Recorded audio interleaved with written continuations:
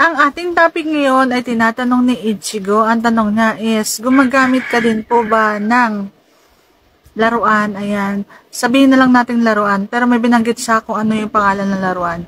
Okay, so gumagamit ka ba ako ng laruan? Interesado ka bang malaman? Kung ano ang sagot, please keep on watching para bago yan. Kung bago ka pa lang sa akin channel, please consider to like this video and subscribe my channel.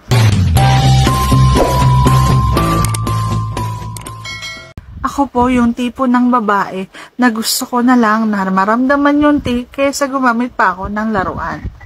Okay? So, wala nang paligoy-ligoy dyan. Mas gusto ko yung tea kaysa laruan.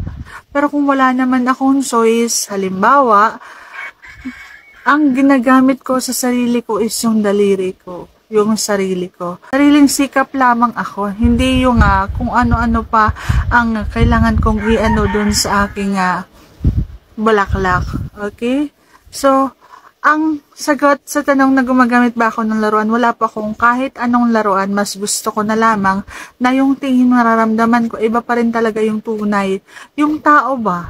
Iba yung init, iba yung tunay na tao kaysa dun sa mga laruan.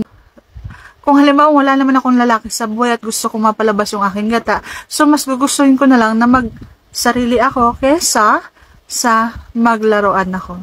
Sana nasagot ko ng tama ngayon tanong. And if you like this video, please consider to like this video and subscribe my channel. Thank you for watching. See you on my next vlog.